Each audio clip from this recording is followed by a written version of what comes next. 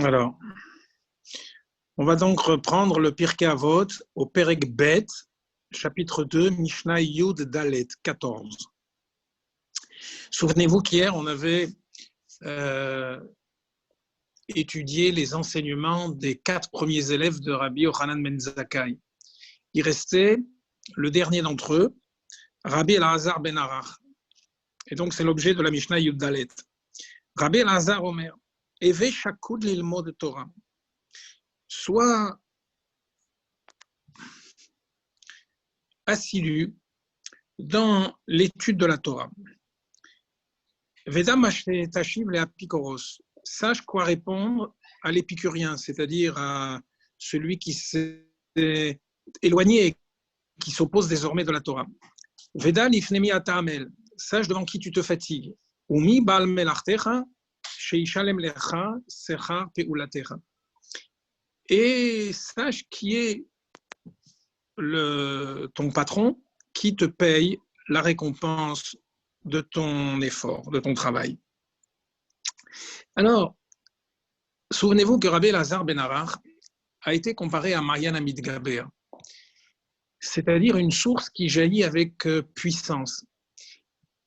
La qualité de Rabbi Elazar ben Arach s'oppose un petit peu à celle, ou est peut-être complémentaire de celle de Rabbi Eliezer ben Orkenus. Lui est appelé Sinaï, c'est-à-dire quelqu'un qui avait une connaissance parfaite de la Torah, qui n'avait rien oublié de l'enseignement de ses maîtres,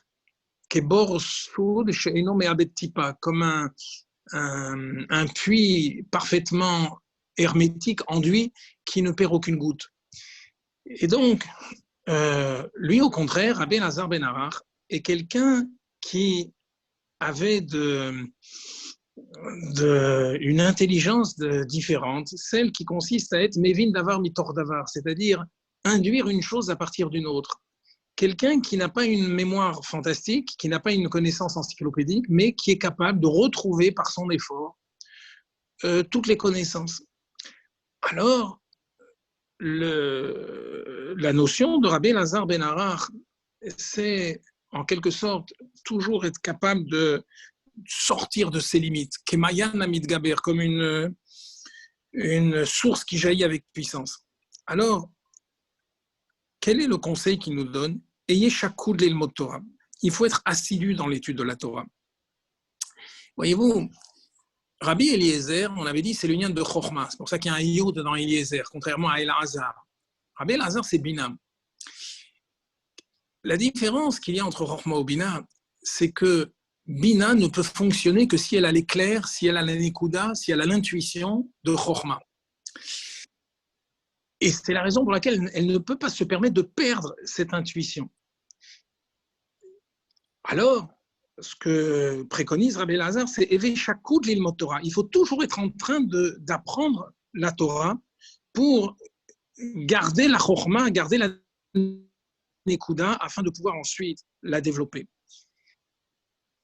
Et puis, le Rabbi nous explique également que, souvenez-vous, que Rabbi Elazar, il lui est arrivé dans son existence de s'éloigner d'un endroit où il y avait des Talmidei Chachamim. Il est parti habiter dans une ville de vacances. Et là-bas, malheureusement, petit à petit, il a oublié la Torah. C'est la raison pour laquelle, eh bien, il dit Eve Shakud lilmod Torah. Il faut être constant dans l'étude de la Torah. Ensuite, il nous dit Umi dalifnemi atamel. Sache devant qui tu te fatigues. Alors, le Rabbi nous explique que lui, qui avait comme habitude de sortir de ses limites, vient nous montrer que lorsqu'un juif étudie la Torah, eh bien, il se lie directement avec l'essence de Dieu. Il se lie avec Dieu lui-même. Veda lifnemi atamel. Un juif qui se fatigue dans l'étude de la Torah, il est devant Mi, c'est-à-dire il est devant Akadosh Baruch Hu lui-même. Et c'est l'essence de Dieu qui te donnera la récompense de ton effort. Ici, Rabbi Elazar est en train de souligner l'importance de l'Imoud Torah. Quelle est la différence entre l'accomplissement des mitzvot et l'étude de la Torah? Lorsqu'on fait les mitzvot, alors on devient une merkava, on devient un véhicule pour Akadosh Baruch Hu. Qu'est-ce que ça veut dire? De la même manière qu'un véhicule permet à quelqu'un de circuler là où il veut, de la même manière, Dieu aussi veut circuler dans ce monde. Il veut être attiré dans ce monde. C'est là qu'il veut résider. Alors, quand un juif fait les mitzvot, il devient une merkava, il devient un chariot. Il est en train de véhiculer, c'est-à-dire d'attirer Dieu dans le monde. C'est la raison pour laquelle les mitzvot sont faites avec des choses matérielles, avec des objets matériels, parce que un juif qui fait une mitzvah avec un objet matériel, il amène Dieu dans la matière. Mais lorsqu'un juif étudie la Torah, il n'est pas simplement qu'un chariot, parce qu'au fond, le chariot est battel, il est soumis au conducteur. Mais le chariot et le conducteur sont deux choses différentes. Il y a le conducteur, il y a le chariot. Tandis que lorsqu'un juif étudie la Torah, il se confond avec Dieu. À l'instant où il est en train d'étudier la Torah, il se confond avec Dieu. Pourquoi? Parce qu'il pense ce que Dieu pense et il est en train de dire ce que Dieu dit. Il installe dans sa pensée la pensée de Dieu et il installe dans sa parole Dvar Hashem, la parole de Dieu. Et donc, c'est la raison pour laquelle le Baal HaTanya nous dit que quelqu'un qui étudie la Torah, il a à cet instant-là un yichud nifla, c'est-à-dire une unité merveilleuse avec Akadosh Baruch Hu. Eh bien, c'est ce qu'est en train de nous dire ici Rabbi Elazar. Dalifne mi atamel. Rabbi dit mi, le niveau de mi, c'est un niveau très très haut. On sait que mi, c'est le niveau de 50, c'est la valeur numérique de 50, c'est le niveau le plus élevé, nun sharebina. Alors, on aura bien insiste beaucoup sur le terme utilisé par Rabbi Elazar. L'ifne mi ata amel, devant qui tu te fatigues. La fatigue, l'effort, est quelque chose d'important. Un juif doit aimer faire un effort. Un juif doit aimer sortir de ses limites, se dépasser. Les funtsara agra. Le salaire, il ne dépend pas de la connaissance, il ne dépend pas de l'étendue de ce qu'on a appris. Il dépend de tsahara, c'est-à-dire de l'effort. Alors, ce inyan de yegia, ce inyan de yagati, c'est-à-dire de la fatigue dans l'étude de la Torah, est quelque chose d'important. Et c'est ce que vient ici souligner Rabbi Elazar. Bien ensuite, un autre maître de la Mishnah, Rabbi Tarfon. Rabbi Tarfon nous dit, Ayom Katser, le jour est court, vers Mlacha Meruba. Et pourtant, le travail est important. Ve'apoalim atselim, les employés sont fainéants. Ve'asachar arbe, la récompense est pourtant importante. Ou balabaï dochek, et le balabaï pousse. Alors le rabbi nous dit, d'habitude, comment on sait que le jour est court? Comment on sait que le temps est court? C'est en fonction de l'importance du travail. C'est la raison pour laquelle on aurait plutôt dû dire Amlacha Meruba, le travail est important, ve Ayom Katser. Et par conséquent, le jour est court. Pourquoi est-ce qu'on dit Ayom Katser ve Amlacha Meruba? D'autre part, on dit au Balabaït Dochek. Le Balabaït, c'est Akadosh Baruch Hu. Dochek, ça veut dire qu'il fait pression sur nous. La Torah, normalement, doit être étudiée dans la simcha, dans la joie, dans la largesse. Comment se fait-il que le terme utilisé ici, c'est Ubalabaï Dochek, Kadosh Baruch Hu, comme s'il nous poussait comme ça contre un mur pour nous obliger à faire notre travail?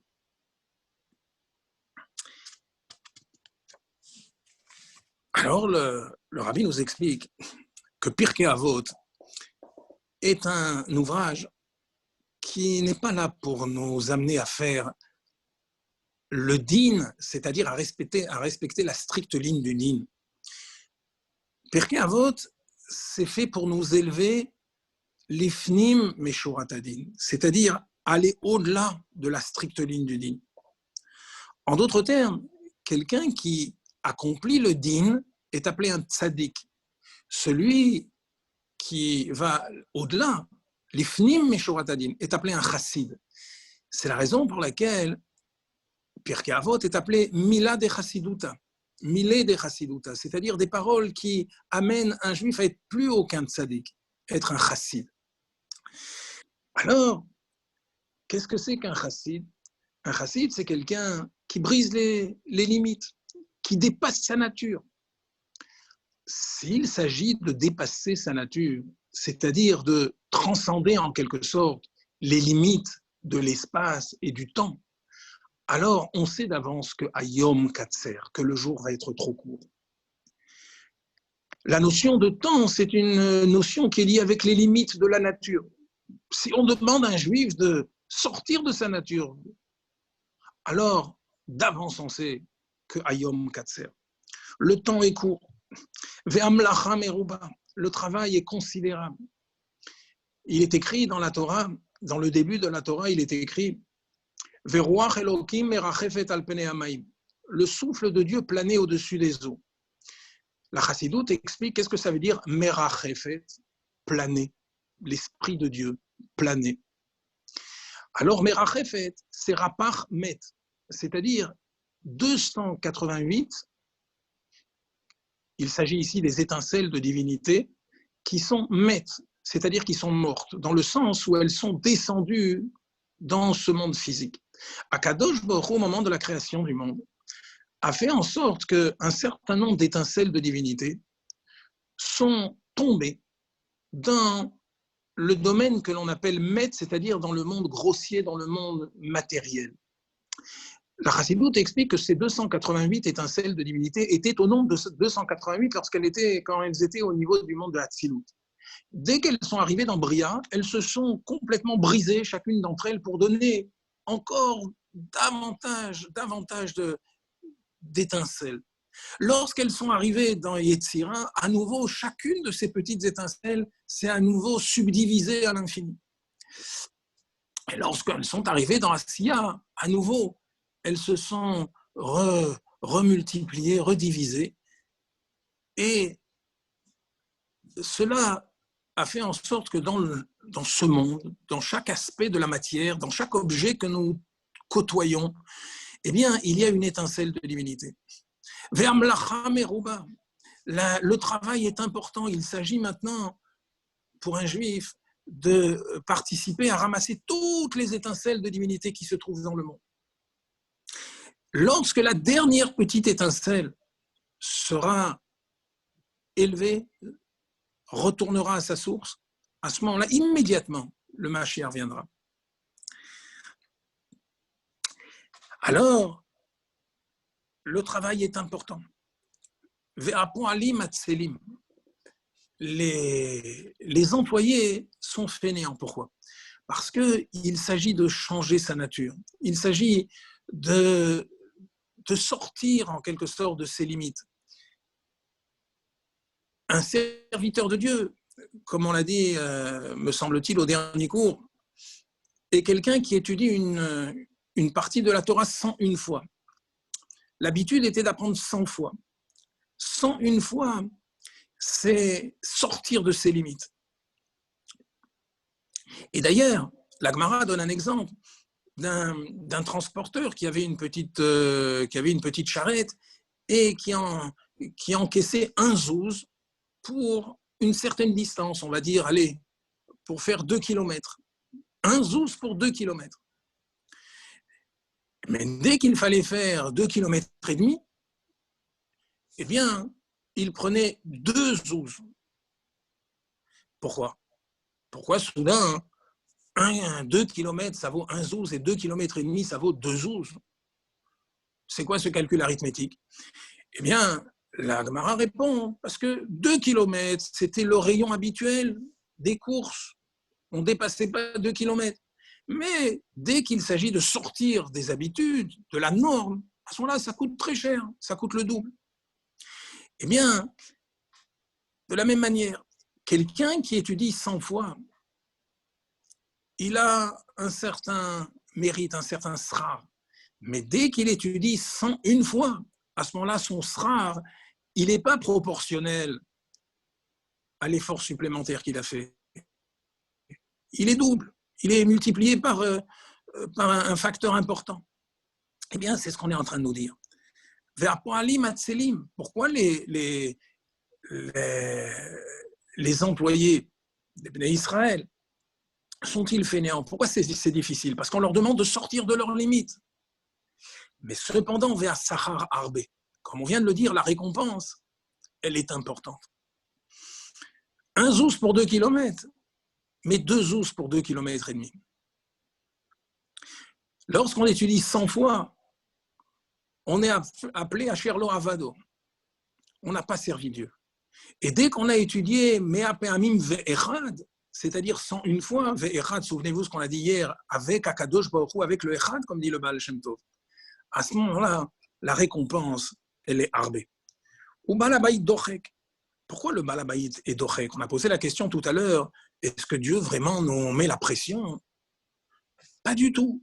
Akadosh Baruch Hu, Dieu nous en préserve, ne veut pas nous pressuriser. Au contraire, il nous a promis, comme dit le Rambam, des Yehudim Gashmiim, c'est-à-dire des bienfaits matériels pour que nous soyons Pnouim, le Limud Torah, la Sok Torah, pour qu'on soit libre et tranquille pour étudier la Torah. Akadosh Baruch Hu ne nous met pas des pressions, mais simplement, il veut qu'on profite des opportunités qui sont données dans ce monde. Il veut que Ayom la Sotam, c'est aujourd'hui qu'il faut agir.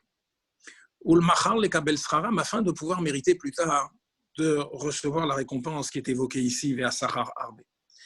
Alors le Rabbi nous dit que ce travail qui consiste à élever les étincelles de divinité qui se trouvent cachées dans la matière, dans le monde, c'est finalement ce travail qui consiste à faire sortir la lumière de l'obscurité. Cela nous rappelle le travail du Baal Teshuvah, dont c'est la mission de transformer l'obscurité en lumière. Eh bien, le Rabbi nous dit que c'est la raison pour laquelle le nom du Tana s'appelle Tarfon. D'abord, Tarfon, c'est un nom étranger, ce n'est pas un nom en hébreu, apparemment, nous dit le Rabbi. Et donc, ça nous montre l'idée de la transformation de l'obscurité en lumière, de ce qui est étranger dans le domaine de la Kedusha. Et cependant, même si ce nom n'est pas en hébreu, le Rabbi, cependant, voit dans le mot Tarfon le mot Toref. C'est quoi Toref? Toref, ça veut dire lorsqu'on déchire un animal, lorsqu'un lion, par exemple, attrape une biche, on dit Toref, il a attrapé, contre son gré, contre son gré.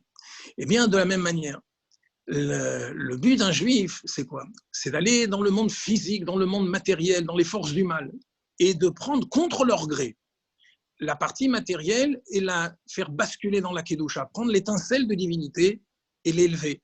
Eh bien, c'est ça le Inyan de Toref.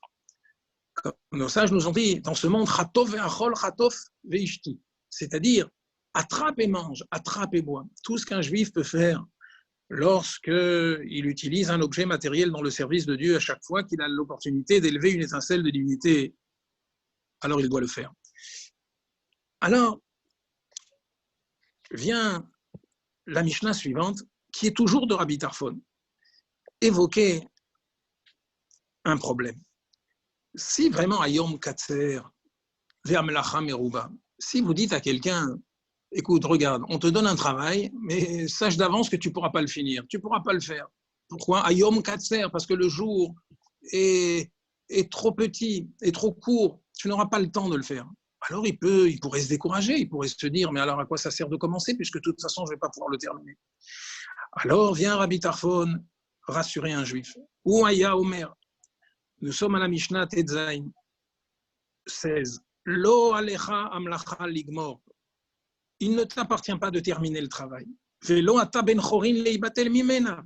Et d'un autre côté, tu n'as pas la liberté de te soustraire à ce travail.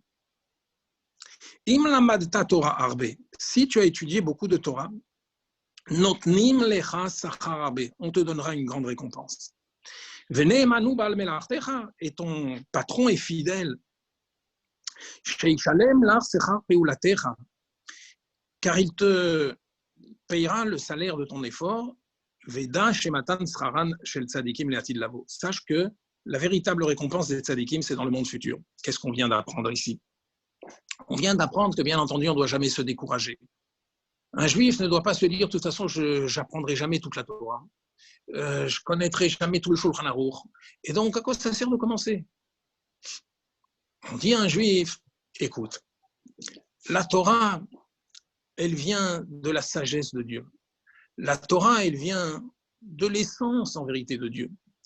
Alors, sache une chose, quelque chose d'essentiel, quelque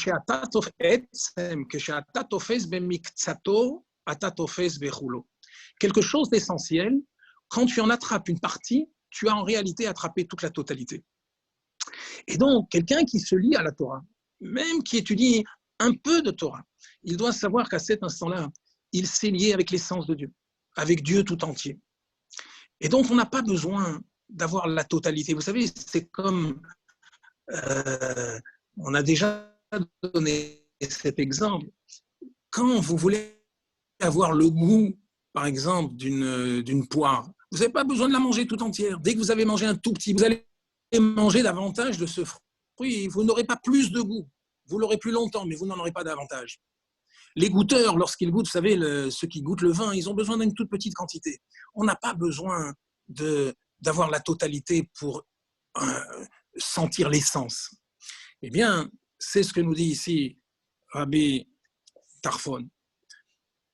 Im lamadta Torah arbe, not nimlach sachar arbe. Si tu as étudié bien comme il faut la Torah, pas quantitativement, qualitativement, parce que quantitativement, c'est arbe Torah. Là, c'est marqué Torah arbe. Torah arbe, ça veut dire une Torah qui est riche, une Torah qui est belle, une Torah qui est authentique, une Torah qui est shlema, même si c'est un peu de Torah. Mais si cette étude est belle qualitativement, à ce moment-là, on te donne sachar arbe, c'est-à-dire également une récompense qui est pleine de shlemut, qui est pleine de perfection. Voilà, chers amis, la conclusion de ce deuxième chapitre de Pirkei Avot. Et si vous voulez bien, maintenant, on va commencer une Mishnah importante, une Mishnah fantastique, puisque elle commence par les termes Akavia ben Mahalalel. Akavia ben Mahalalel, c'était son nom, il s'appelait Akavia. Mais nos sages nous disent, les chassidim disent Akavia, c'est-à-dire les talons, le talon d'un chassid. Qu'est-ce que dit le talon d'un chassid? Ben Mahalalel. Istakel bishlosha dvarim. Akavia ben Mahalalel nous enseigne. Réfléchis à trois choses. Ve'ein tabalide avera. Et tu n'en viendras pas au péché. Dame ain bata, sache d'où tu viens. Ul anata oler, où tu vas. Velifne mi ata atid litendin vereshbon. Et devant qui tu devras rendre des comptes. Et voici que Akavia ben Mahalalel s'allonge, il reprend ce qu'il vient de dire. Mais ain bata, d'où tu viens? Mitipasrucha, d'une goutte nauséabonde. Ul anata oler, et où tu vas? Limkom afar rim avetolea, vers un lieu de poussière, de vermine, de reptiles. Velifne miata atid litendin vecheshvon, et devant qui tu seras amené à rendre des comptes. Lifne melech malchei amlachim akadosh baruch hu, devant le roi, akadosh baruch hu. Alors le rabbi s'étonne de la longueur de cette Mishnah. D'abord, on s'est compté jusqu'à 3. Donc déjà, on n'avait pas besoin de nous dire Istakel bishlosh advarim. On aurait pu dire Istakel me'ain bata ul anata oler velifne mi'ata atid litendin vereshbon. On avait su qu'il y a 3 choses. Pourquoi est-ce que Akavia ben Mahalalel précise 3 choses? D'autre part, quelle longueur dans cette Mishnah? Elle est longue. On aurait pu dire réfléchis à 3 choses. D'où tu viens, d'une goutte nauséabonde, où tu vas, vers un endroit de poussière, de vermine, etc., et devant qui tu devras rendre des comptes? Devant l'Éternel. Comment se fait-il que d'abord il pose les 3 questions, enfin il amène les 3 choses qui doivent nourrir la réflexion, et ensuite il les explique dans le détail? Eh bien, le rabbi nous explique, et c'est sans doute dans cela que ça évoque la chassidoute, Akavia ben Mahalalel, le talon d'un chassid, c'est qu'ici, on parle justement des 3 niveaux qui sont explicités dans le Tanya. Il y a le tzaddik, il y a le Beinoni, et il y a le rachat. Et Akavia ben Mahalalel s'adresse successivement à chacune de ces catégories. Alors voilà pourquoi la Mishnah est si longue, car elle est séparée en 3 parties. Istakel bishlosha dvarim. Réfléchis à 3 choses. Ve'einata balide avera, et tu n'en viendras pas aux mains du péché. Ça s'adresse au tzaddik. Quelles sont les 3 choses? Les 3 choses, ce n'est pas les 3 qui vont suivre. Celles-là, elles sont pour le Beinoni ou pour le rachat. Istakel bishlosha dvarim. Réfléchis à 3 choses. Ce sont les 3 choses qu'on a citées dans le début du Pirkei Avot. Al-shlosha dvarim ha'olam omed, à la Torah, à la voda ve'al gmilut chasadim. Un tzaddik, lui, ne s'occupe pas de choses aussi basses que tipasrucha et afarima vetolea. Lui, son esprit, son cœur sont dans des niveaux bien plus élevés. Dans la Torah, dans la prière, dans la bienfaisance. Et à ce moment-là, tu n'en viendras pas aux mains du péché. Pourquoi aux mains du péché? Parce qu'un tzaddik n'a aucune shaïchout, aucun lien avec le péché. Vous savez, c'est comme une marmite. Une marmite, elle va sur le feu. Elle peut être bouillante, elle peut être dangereuse. Alors, il y a un manche. En hébreu, comment on appelle le manche? Yad. Il y a le manche de la marmite. De la même manière qu'il y a le péché, il y a aussi la main du péché. Alors, la main du péché, c'est pas bouillant, c'est pas quelque chose qui est véritablement une faute, mais c'est quelque chose qui peut conduire à la faute. Alors, un tzaddik, lui, lorsqu'il médite aux 3 choses dont on vient de parler, Torah, Voda, Gmilut Chasadim, bien sûr qu'il n'en vient pas au péché. Il n'en vient pas aux mains du péché. Ensuite, Akavia ben Mahalalel se tourne maintenant vers le Beinoni. Et il lui dit, Dam me'ain bata, sache d'où tu viens, ul anata oler, et où tu vas. Et devant qui tu vas rendre des comptes. Simplement, cette évocation suffit au Beinoni pour rester attaché à Kadosh Baruch Hu, à ne pas tomber dans, Dieu nous en préserve, dans la faute ou bien la main de la faute. Mais Aïn Bata, un juif, un Beinoni, lorsqu'il réfléchit, il sait que sa neshama, il vient de Chochmato chez la Kadosh Baruch Hu. Aïn, c'est le inyan de Chochma, mais Aïn Timatse, la Chochma, d'où vient-elle? Il réfléchit à la source de sa neshama. Ul anata oler, et où tu vas? Alors, il y a un Mefarech qui explique que Ul anata oler, ça, c'est un niveau encore plus haut que Me'aïn Bata. La neshama, elle vient de Chochmato chez la Kadosh Baruch Hu, elle vient de Chochma de Hatzilut. Mais en vérité, après 120 ans, lorsqu'elle elle s'élève à un niveau qui est sans aucune commune mesure avec le niveau qu'elle avait avant de descendre. Parce que Yerida, Letzorech Aliyah, on ne fait pas tomber une neshama pour la ramener à un niveau équivalent à celui qu'elle avait. À quoi bon?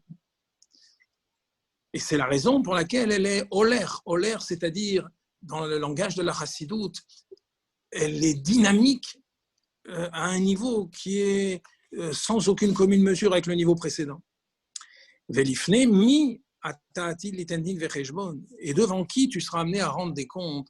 Eh bien, simplement cette évocation dans l'esprit du Beinoni suffit à faire en sorte qu'il reste intègre.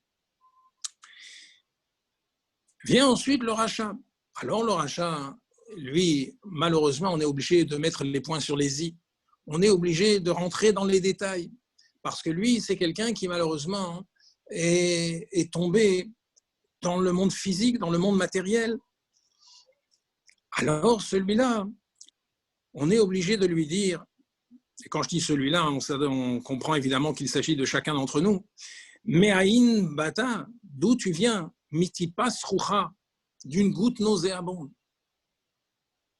C'est-à-dire, il t'arrive des fois de t'enorgueillir de ta situation, de penser que tu es quelqu'un d'important, à qui tout est dû, tous les plaisirs de ce monde sont importants pour toi parce qu'ils te sont dus, tu es quelqu'un d'important.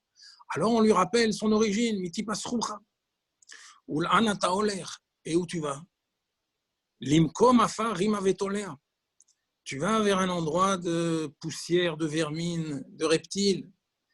Autrement dit, quelle est la finalité de tous les plaisirs matériels et de toute la grossièreté que tu as accumulée dans ce monde physique? Voilà, c'est afar rima vetolea. Souvenez-vous que tout à l'heure, on a dit, pour le Beinoni, Me'aïn bata, on a dit Me'aïn, c'est Chochma de Hatzilut.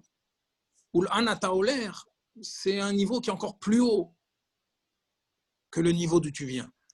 Mais les Mfarshim expliquent que ou l'anata oler, ici, c'est le contraire. Le juif va dans un niveau qui est bien plus bas que celui dont il venait, dont il émanait. Mais Aïn, quelle est la différence entre Aïn et An? C'est que dans Aïn, il y a le Yud, tandis que dans An, il n'y a pas le Yud. Aïn, il y a au moins la notion un petit peu de bitoul, de soumission. Ou l'anata oler, quand quelqu'un a enlevé le bitoul, alors il est oler, il s'éloigne. Quand il est Me'aïn, il est bata, c'est-à-dire il vient. Qu'est-ce que ça veut dire venir? Venir, ça veut dire rentrer à l'intérieur, il se rapproche de Dieu. Bo et la teva. Quand Dieu dit à Noach, viens dans la teva, c'est-à-dire j'y suis déjà, ou bien quand Dieu dit à Moshe Rabbeinu, il lui dit Bo el paro, il lui dit pas lech el paro, il lui dit Bo el paro. Pourquoi? Parce que Dieu lui dit, je vais te précéder là-bas. Je te laisse pas aller tout seul. Moi d'abord j'y serai, toi viens, rentre à l'intérieur. Quand il y a le yud, c'est bata. Mais aïn, bata. Quand il y a le bitoul, alors tu te rapproches de Dieu. Mais quand il manque le bitoul, lorsqu'on enlève le yud et que le mot soudain devient ou l'an, à ce moment-là, taoler, c'est-à-dire tu t'éloignes. Alors c'est un peu ce que Akavia ben Mahalalel ici veut nous dire avec le rachat. À taoler où tu vas, pas pour monter plus haut, mais pour descendre plus bas. Limkom afar rima vetoler. Et devant qui tu vas rendre des comptes.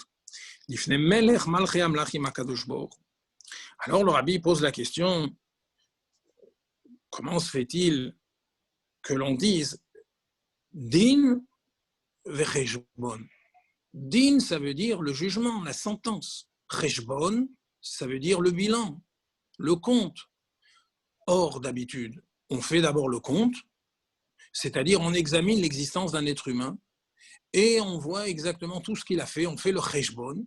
Une fois qu'il y a eu le cheshbon, alors on peut prononcer un din, c'est-à-dire une sentence. Or ici, on nous dit l'ifne mi ata atid liten din ve cheshbon. D'abord il y aura le din et après on va faire ton compte. Comment est-ce possible? Alors le Baal Shem Tov explique que quand un juif, après 120 ans, monte les Maala dans les mondes supérieurs, eh bien, on lui montre tout ce qu'il a fait dans ce monde, mais pas de manière directe, de manière indirecte. On lui montre l'existence de quelqu'un d'autre. Et alors on lui dit, qu'est-ce que tu dis? Quel est ton jugement? Comme là-haut, on est dans le Olam Haemet, comme on est dans le monde de la vérité. Alors la Neshama, elle dit la vérité. Elle dit, ben voilà le din, voilà quelle est la sentence de quelqu'un qui agit de cette manière. Une fois qu'il a donné la sentence, seulement alors on lui révèle que l'existence qu'il a vue, c'était la sienne. C'est la raison pour laquelle, là-haut, c'est din d'abord, vecheshbon ensuite. Le rabbi tire un enseignement fantastique de cela. C'est que personne ne peut juger un juif. Le juif est obligé de se juger lui-même.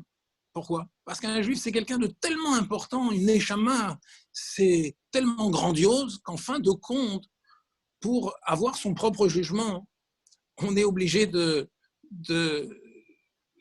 passer par ce moyen détourné afin que le juif lui-même se juge.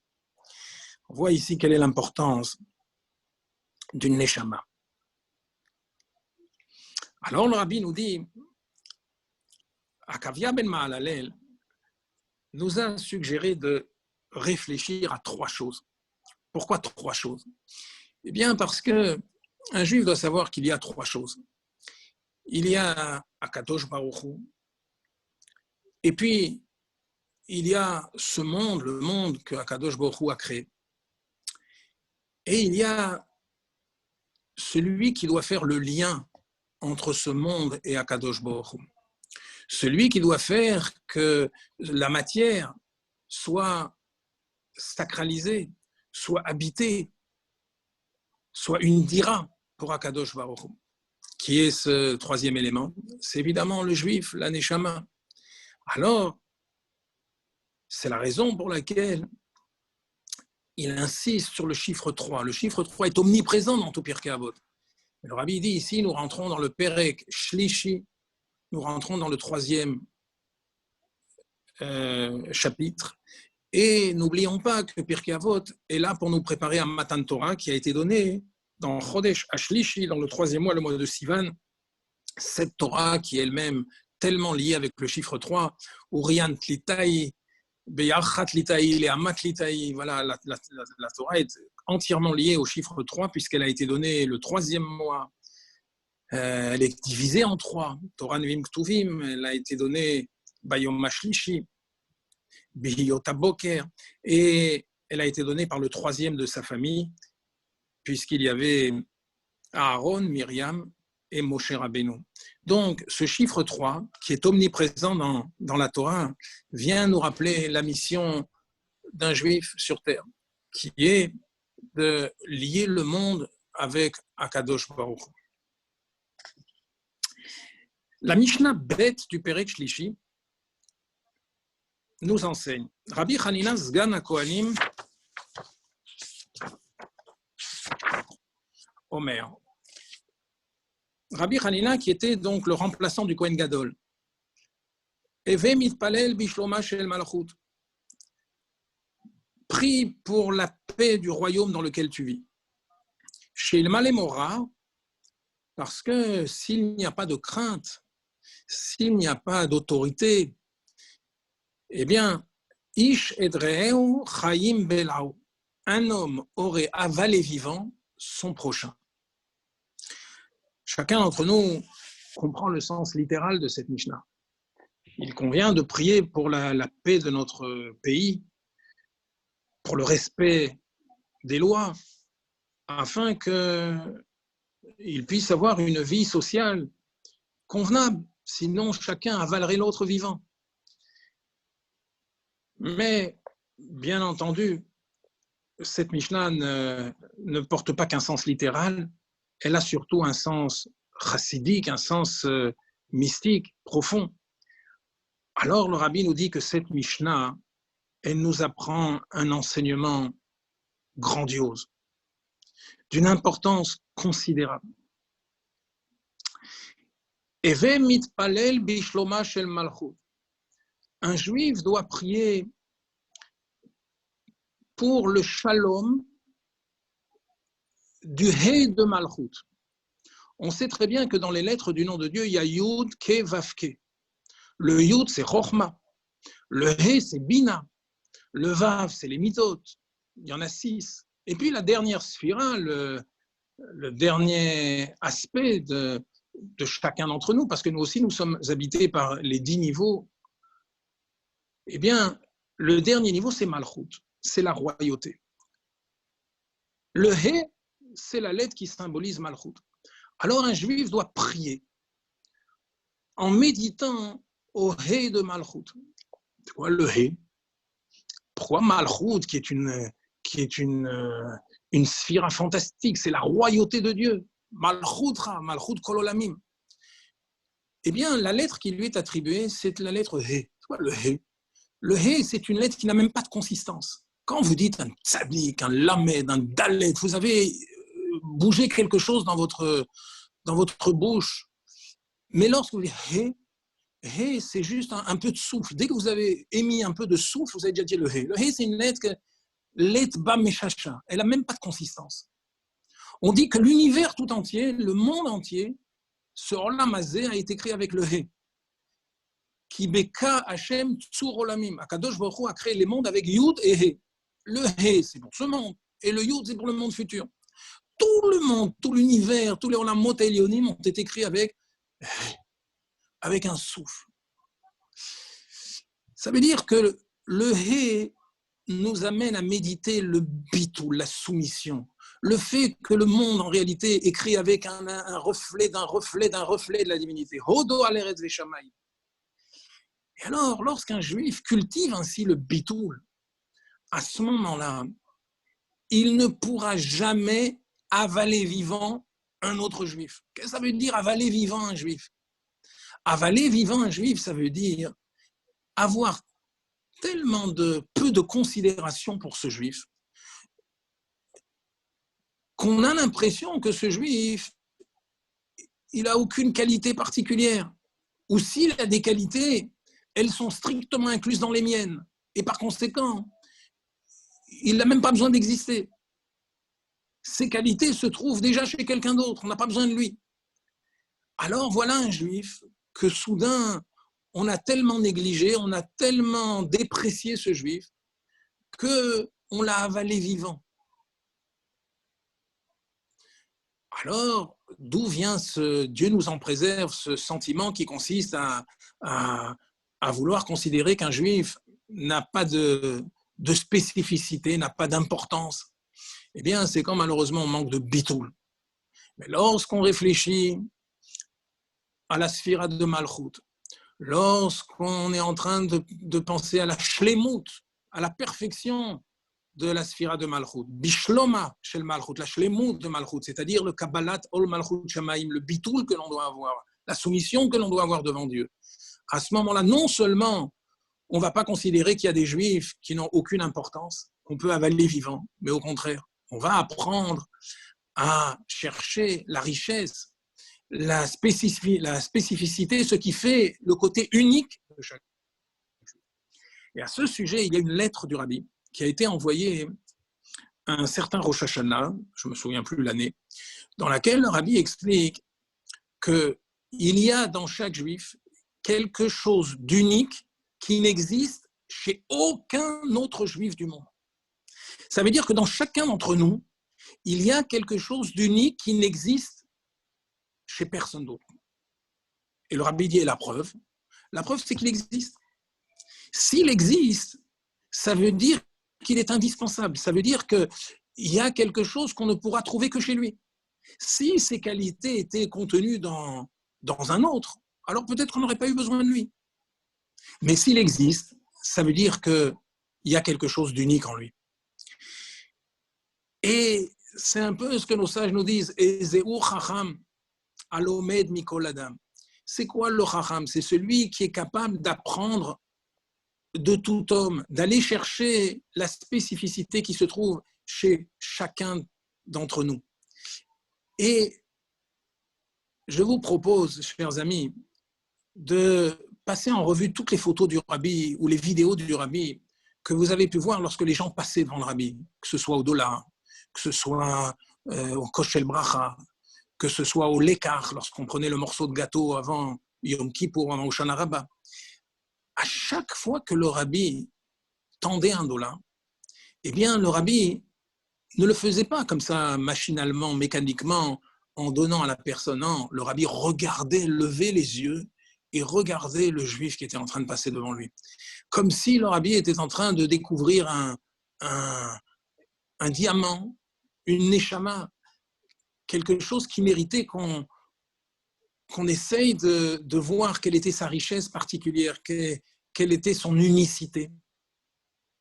Alors, voilà ce que le Sgan à Kohanim, comme le Rabbi dit, qu'il y avait le Kohen Gadol, Aaron, qui nous a déjà suggéré l'amour du prochain, Oev et Abriot, ou Mekarvan la Torah, Oev Shalom, Verodev Shalom. Eh bien ici, lui aussi qui était le Sgan à Kohanim, qu'est-ce qu'il vient nous demander? Il me demande de prier. Qu'est-ce que ça veut dire? Il faut être mitpalel, il faut prier. Il faut prier Dieu, qu'on ne passe pas à côté d'un juif et qu'on le rate. Il ne faut pas, chasvé shalom, qu'on ait un juif qui soit dans notre entourage et à qui on n'a pas donné de l'attention, qu'on n'a pas essayé de rapprocher un peu au judaïsme. Pourquoi on ne l'a pas fait? Parce qu'on a pensé que c'est pas important. Chaim Belao, on l'a avalé vivant. Alors pour ça, il faut prier. Il faut demander à Kadosh Baruch Hu qu'il nous aide, qu'à chaque fois qu'on rencontre un juif, qu'on peut aider, chez qui on peut dévoiler des trésors cachés, eh bien, qu'on ne passe pas à côté de cette opportunité. Et quel est le moyen pour y arriver? C'est de cultiver le bitoul, la shlemut de Malchut, c'est-à-dire du Kabbalat Ol Malchut Shamayim. Vient maintenant dans la même Mishnah, c'est-à-dire ce n'est pas une Mishnah différente, bien que ce soit un auteur différent, mais dans la même Mishnah, Rabbi Hanina ben Teradion. Rabbi Hanina ben Teradion nous dit Shnaim sheyoshvim ve'ein benehem divrei Torah. Deux qui sont assis et qui n'ont pas entre eux des paroles de Torah. Arezé Moshav Letzim, alors c'est une assemblée de moqueurs. Shneemar, Uf Moshav Letzim lo yashav. Dans l'assemblée de moqueurs, Dieu ne réside pas. Alors le rabbi demande, de quoi s'agit-il? Il s'agit de quoi? De deux personnes qui jouent aux cartes? Shnaim sheyoshvim ve'ein benehem divrei Torah. Il n'y a pas entre eux de paroles de Torah. Ils sont en train de perdre leur temps. Alors c'est pas Moshav Letzim, c'est beaucoup plus grave que ça. Quelqu'un qui est mevatel la Torah, c'est marqué ikaret. Retranché, il sera retranché. Ikaret ba'olam hazeh, ikaret ba'olam haba. Et donc c'est quelque chose de très grave. Et là on dit simplement Moshav Letzim, c'est une assemblée de moqueurs, de blagueurs. Alors le rabbi nous dit pas du tout. Il ne s'agit pas de gens qui sont en train de jouer aux cartes. Il s'agit de gens qui sont en train d'étudier la Torah. Mais quoi? Shnaim sheyoshvim ve'ein benehem divrei Torah. Entre eux, il n'y a pas de parole de Torah. C'est-à-dire, un, il étudie d'un côté, et l'autre, il étudie de l'autre. Et il n'estime pas devoir se rabaisser à communiquer avec l'autre. Chacun étudie de son côté. C'est la suite de la Mishnah précédente. Ish et re'ehu chaim belao. Il a avalé vivant. Il a dit, moi, je vais parler avec lui. Moi, je le contiens entièrement. Tout ce qu'il sait, je le sais. Il ne va rien m'apprendre. Il n'a aucune spécificité. Dans ces conditions, je n'ai pas besoin de parler avec lui. Vient le rabbi nous dire, Rabbi Hanina, deux juifs qui sont en train d'étudier la Torah. C'est peut-être des Talmidei Chachamim. C'est peut-être des gens qui ont une connaissance fantastique de la Torah. Mais Dieu, comment il les considère? Comme des blagueurs, comme des moqueurs. Ils ne sont pas en train d'honorer la Torah, ils sont en train de déshonorer la Torah. Moshav Letzim. Comment deux juifs peuvent-ils être assis en train d'étudier la Torah et pas communiquer entre eux? Quoi, on n'a rien à se dire? J'ai rien à apprendre de toi. Shneemar, ou Moshav Letzim, lo yashav. Akadosh Baruch Hu n'est même pas là. Dieu, il n'est pas intéressé par cette Torah-là. Quelqu'un qui considère qu'il doit s'occuper de lui et d'étudier la Torah pour lui, un autre juif qui est sur son palier, ça ne le concerne pas. Akadosh Baruch Hu, uv Moshav Letzim lo yashav. Akadosh Baruch Hu s'assoit. Aval shnaim sheyoshvim, mais deux juifs qui sont assis. Veyesh benehem divrei Torah. Il y a entre eux des paroles de Torah. Peut-être qu'un c'est un grand Talmid Chacham et l'autre c'est un ignorant. Mais le Talmid Chacham accepte de s'asseoir au même niveau que l'ignorant. Il le considère comme son égal. Veyesh benehem divrei Torah. Il y a entre eux des paroles de Torah. Shrina shruya benem. La présence de Dieu se trouve parmi eux. Shneema az nidberu ir et Hashem. Regardez, c'est pas marqué Dibrou, c'est pas marqué ils ont parlé, Nidberu. Nidberu, ça veut dire ils se sont fait parler, autrement dit, ils ont entendu. C'est-à-dire le fait d'accepter, de laisser parler un juif, vouloir apprendre quelque chose de quelqu'un, eh bien, nous donne déjà le mérite d'être appelés Ir et Hachem, ceux qui ont la crainte de Dieu. Ish el Re'eu, alors, vont se laisser en quelque sorte échanger, ceux qui ont la crainte de Dieu un à l'autre. Vayakshev Hashem, Vaishma.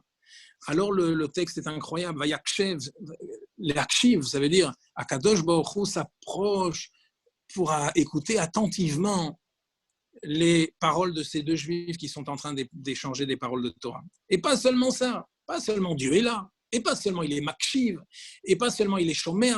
Vayikatev sefer zikaron lefanav. Ceci va être écrit en quelque sorte dans le livre des annales d'Akadosh Baruch Hu devant lui, les Ir'e Hashem ou le Choshve Shmo, réservés à ceux qui craignent Dieu et qui considèrent son nom, qui donnent de l'importance à son nom. Ainsi donc, on voit ici l'importance d'aimer un juif, de considérer un juif, de savoir qu'on a toujours la possibilité d'apprendre de quelqu'un, et même d'un juif simple. Le Baal Shem Tov disait toujours « Alvaï qu'on soit des juifs simples ». Et d'un juif simple, on peut apprendre des choses monumentales. Enli el Ashnaim. Alors, je n'ai ici que l'enseignement concernant deux personnes. Minaïn afilu echad sheyoshev veosek batorah. D'où sais-je que lorsque finalement il n'y en a qu'un seul qui étudie la Torah, Shakadosh Baruch Hu kovea lo sachar, que Dieu quand même lui fixe un salaire. Le rabbi dit que ça veut dire kovea mechadesh. C'était pas fixé, mais Dieu vient et lui attribue en quelque sorte, lui octroie une récompense. Chez Nehemar, alors le passouk qui est utilisé donne un peu le froid dans le dos. Le verset qui prouve qu'un juif seul qui étudie la Torah a quand même une récompense est tout simplement extrait des Lamentations qu'on lit le jour de Tisha B'Av. Yeshev badad ve'idom. On parle de quelqu'un qui a subi la destruction du Beit Hamikdash. Il est assis badad, tout seul, ve'idom, il se tait. Kinata lalav, car on a mis sur lui les xérot, comme dit Rashi. Il a subi le décret divin. Alors, le rabbi demande, c'est pourquoi ce passouk des lamentations si dur et qui évoque plutôt la punition, la xéra, pour quelqu'un qui étudie tout seul la Torah. Eh bien, parce qu'un juif ne doit pas étudier tout seul la Torah. Un juif doit étudier la Torah, Berabim, avec un autre. Un juif qui étudie tout seul, comme dit la Gemara dans Brachot, il devient bête. Alors que lorsqu'on étudie avec quelqu'un et que l'on confronte sa compréhension avec quelqu'un d'autre, alors on peut valider, on peut vérifier qu'on a véritablement compris la Torah. Ainsi donc, on comprend pourquoi ces deux Mishnayot, qui viennent pourtant de deux auteurs différents, ont été installés dans la même Mishnah. Parce que les deux, elles nous montrent et comment on doit être capable d'aller chercher la richesse, le côté unique qu'il y a dans chaque juif et s'en inspirer. Voilà la Mishnah Bet. On va maintenant peut-être faire encore une Mishnah. C'est celle de Rabbi Shimon Bar Yochai, une Mishnah d'un enseignement très riche. Rabbi Shimon Omer, Shlosha she'achlu al shulchan echad. 3 personnes qui ont mangé sur une même table, Velo amru alav divrei Torah. Et ils n'ont pas dit sur cette table des paroles de Torah. Keilu achlu mizifrei metim. C'est comme s'ils avaient mangé des sacrifices des morts. Dieu préserve. C'est-à-dire des sacrifices réservés à la avodah zara, à l'idolâtrie. Parce que les idoles sont appelées metim. Chez Nehemar, comme il est dit, qui kol shulchanot malu kitsoa. Toutes ces tables sont remplies de vomissures, d'excréments. Dieu préserve. Bli makom, sans la présence de Dieu. Aval shlosha she'achlu al shulchan echad ve'amru alav divrei Torah. Mais 3 qui ont mangé sur une table et qui ont dit des paroles de Torah, keilu achlu mishulchano shel makom, c'est comme s'ils avaient mangé à la table de Dieu. Shneimar vaidaber elai ze hashulchan asher lifnei Hashem. Et il me dit, voici la table qui est devant Dieu. Une table peut être devant Dieu, c'est-à-dire celle de Dieu. Shulchano shel makom. Alors, le Rabbi nous explique que Rabbi Shimon Bar Yochai est ce tzaddik qui, vous le savez, a passé 13 ans dans une grotte, en compagnie de son fils, Rabbi Elazar. Et alors, le Rabbi nous dit que pendant toutes ces années, ils n'ont pas eu le privilège de faire ce que l'on appelle un zimoun, c'est-à-dire d'être trois. Ils n'ont été que deux. Dès qu'ils sont sortis de la grotte, alors Rabbi Shimon a apprécié la chance de pouvoir être trois à manger ensemble. C'est la raison pour laquelle il s'empresse de dire Shlosha she'achlu al shulchan echad. Mais le Rabbi pose la question et demande, en hébreu, on n'a pas besoin de dire echad. Si on dit shulchan, c'est echad. Si on dit shulchanot, alors c'est un pluriel. Mais shulchan, c'est nécessairement echad. Pourquoi on dit shulchan echad? On aurait pu dire Shlosha she'achlu al shulchan. Trois qui ont mangé sur une table. Alors le Rabbi nous explique que toute la mission d'un juif sur terre, comme on a eu l'occasion de le dire plusieurs fois, c'est d'élever les étincelles de divinité qui se trouvent dans la matière. C'est de faire que même le shulchan, il devienne echad. Que le shulchan, il devienne lié au echad, c'est-à-dire à Akadosh Baruch Hu. C'est la raison pour laquelle il est nécessaire de dire des paroles de Torah lorsqu'on mange. Parce que lorsqu'on mange, on fait quelque chose de physique, de matériel. Qui va donner un sens, une kavana, un kivun à cette action matérielle de manger? C'est lorsqu'on dit des paroles de Torah. Alors, lorsqu'on est en train de manger et qu'on est en train de dire des paroles de Torah, soudain, le shulchan, il devient une seule chose avec echad.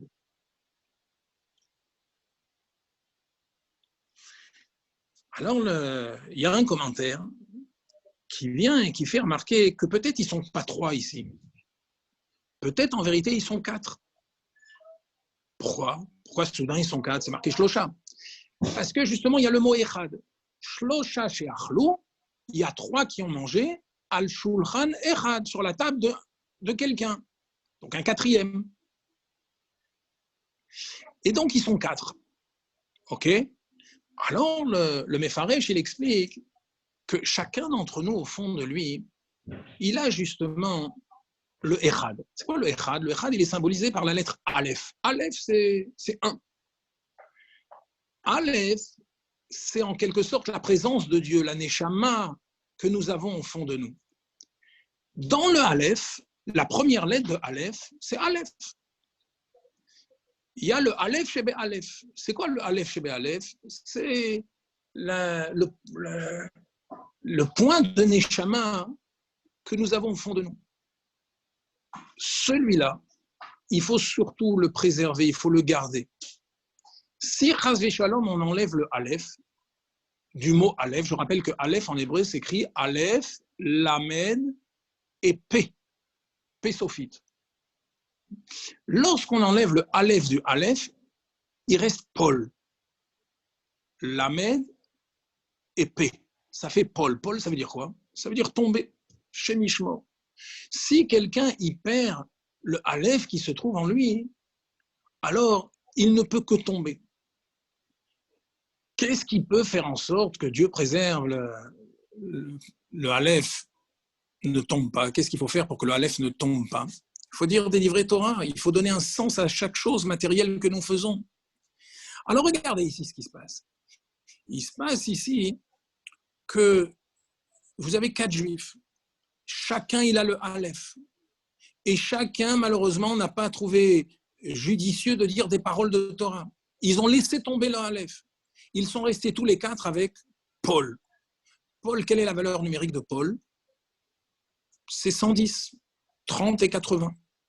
Comme ils sont 4, 110 multiplié par 4, ça fait 440. 440, c'est mètres. C'est pour ça que Rabbi Shimon, il dit Ke'ilu achlu mizifre metim. Ils ont perdu le Echad, le Aleph qu'ils avaient en eux. Il leur est resté Paul. Et puis il va plus loin le commentaire. Il dit Aleph. C'est quoi Aleph? Aleph, ça fait donc 111. 111. puisqu'il y a Aleph, P et Lamed. 111, c'est la valeur numérique de Ki, Kitsoa. Toutes les tables se sont remplies de vomissures. Ils ont détourné le Aleph, ils lui ont donné un autre tsirouf, c'est-à-dire une autre permutation, qui fait toujours 111, mais au lieu que ce soit Aleph, c'est-à-dire la divinité qui se trouve en eux, le Echad qui se trouve en eux, soudain, cette divinité s'est transformée, Dieu nous en préserve, en qui soit en vomissure. Alors, on voit ici la gravité de ne pas saisir les opportunités qui nous sont données dans ce monde. Un juif, lorsqu'il a la chance de pouvoir manger, de pouvoir faire un acte matériel, il doit essayer de donner un sens à cet acte matériel en prononçant des paroles de Torah, en élevant la matière qu'il est en train maintenant de côtoyer. Et à ce moment-là, soudain, cette table devient Shulchano Shel Makom, la table de Dieu. Vous savez tous que Makom, ça veut dire Dieu. Baruch HaMakom Baruchu. Mais Makom, c'est le niveau de Dieu qui s'habille dans l'espace. Makom. C'est Dieu qui s'installe dans la surface du monde. Souvenez-vous de ce qu'on a expliqué dans le commentaire de la Haggadah. Makom, la valeur numérique de Makom, c'est 186. C'est quoi 186? C'est le Shem Havayé, c'est le nom de Dieu. Mais le nom de Dieu, où chaque lettre a été mise au carré. C'est-à-dire, vous prenez le Yud, vous l'élevez au carré, ça fait 10 fois 10, 100. Après, vous avez le He, ça fait 25. On est déjà à 125. Vous avez d'ailleurs encore un autre He, qui fera encore 25. Donc, ça fait 150. Et le Vav, qui au carré fait 36, ça fait 186. Donc, Makom, c'est quoi? C'est le carré, en quelque sorte, ou la somme des carrés des lettres du nom de Dieu. Quel rapport avec le carré? On sait que le carré, c'est la notion de surface, c'est-à-dire d'espace. Akadosh Baruch Hu, il remplit le monde, il remplit la surface du monde. Alors, un juif qui dit des paroles de Torah, sa table physique, matérielle, elle devient liée à Dieu. Il a fait rentrer Dieu dans le makom, dans l'espace, dans ce monde physique. Alors, voilà ce que Rabbi Shimon Bar Yochai est venu ici nous enseigner, l'importance de dire des paroles de Torah au moment où nous sommes en train de prendre un repas, afin de faire en sorte que le Shulchan, il devienne Echad, il devienne un avec Dieu. Voilà, mes chers amis, nous avons étudié aujourd'hui pas mal de Mishnayot. Nous sommes arrivés donc à la 3e Mishnah du Perek Gimel.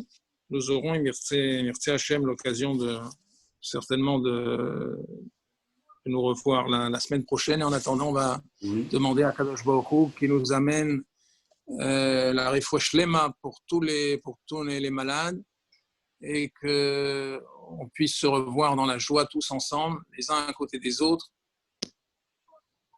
dans le 3e Beth Hamikdash à Yerushalayim. Madame, que personne n'oublie de pointer pour qu'on envoie son nom chez le Rabbi tous les dimanches. Dans tous les messages que j'envoie, vous avez toujours un lien pour tomber directement sur le groupe du Rabbi, le formulaire qui vous permettra de vous inscrire avec le nombre de cours où vous étiez présent. Voilà, comme ça, on n'aura que des gratachèmes. Binyamin, merci beaucoup. Voilà, kabod à toi, Kolto. Merci beaucoup, Kolto.